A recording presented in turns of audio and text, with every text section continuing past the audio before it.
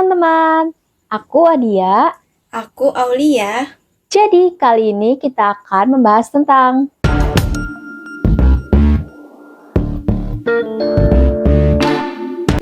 Indonesia seringkali mengalami banyak bencana alam. Contohnya seperti banjir, tanah longsor, tsunami, gempa bumi, bahkan kekeringan. Aul, kamu tahu nggak sih apa itu kekeringan? Jadi, kekeringan merupakan kondisi di mana suatu wilayah, lahan maupun masyarakat mengalami kekurangan air sehingga tidak dapat memenuhi kebutuhannya. Oh, terus gimana ya kekeringan itu bisa terjadi? Proses terjadinya kekeringan akan dijelaskan di video berikut. Proses terjadinya kekeringan diawali dengan berkurangnya jumlah curah hujan di bawah normal pada satu musim. Jumlah curah hujan yang rendah akan menyebabkan berkurangnya cadangan air tanah yang sangat penting dalam kehidupan masyarakat. Jika terjadi dalam jangka waktu yang lama, kondisi di wilayah tersebut juga akan terganggu. Mulai dari menurunnya tinggi permukaan air seperti sungai dan waduk, hingga berkurangnya cadangan air untuk tanaman yang banyak menyebabkan gagal panen. Bahkan berpotensi menimbulkan kebakaran pada wilayah di atasnya.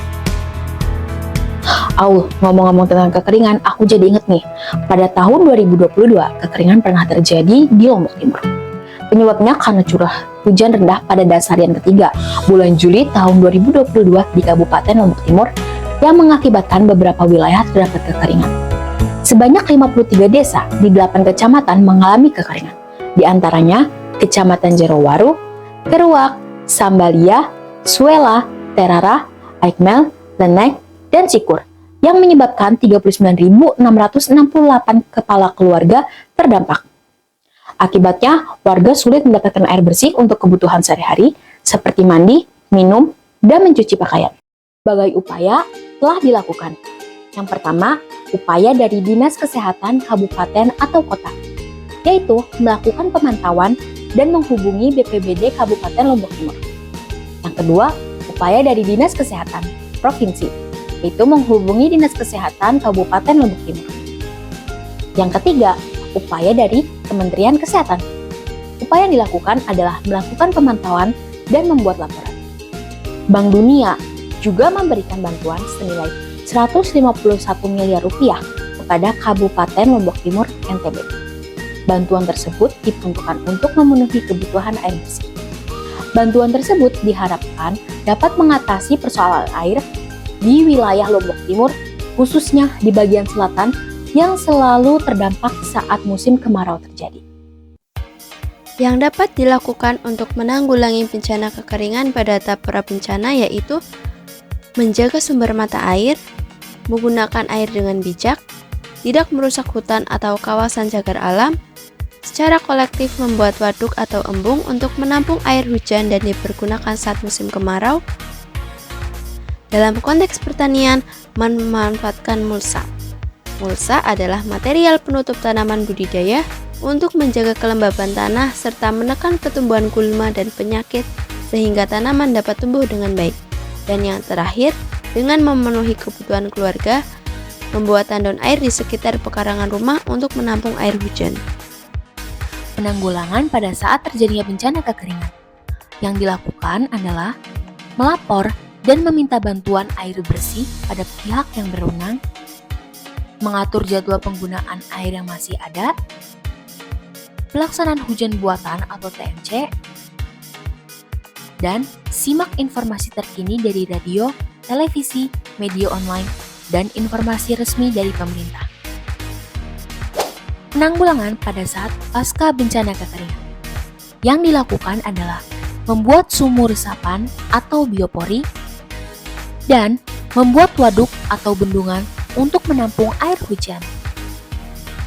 Selain curah hujan yang rendah, fenomena kekeringan juga dapat disebabkan oleh faktor letak geografis. Indonesia secara geografis terletak di daerah monsun yang merupakan fenomena alam di mana sangat sering terjadi perubahan iklim secara ekstrim yang disebabkan oleh perubahan tekanan udara dari daratan.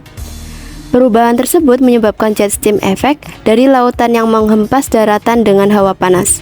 Hawa panas dan angin tersebut membuat banyak daerah yang awalnya memiliki kandungan air menjadi kering.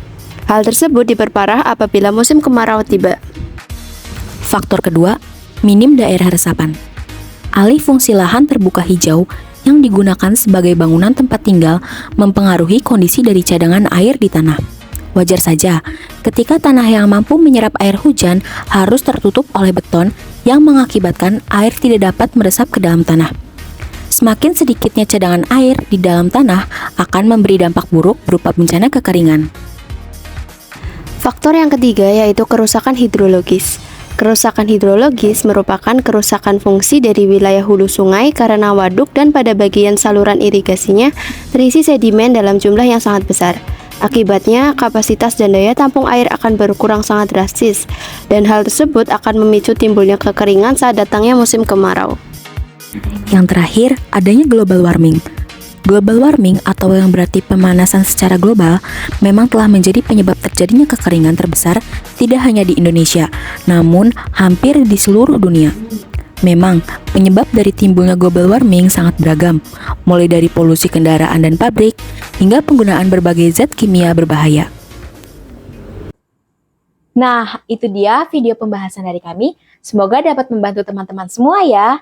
Terima kasih.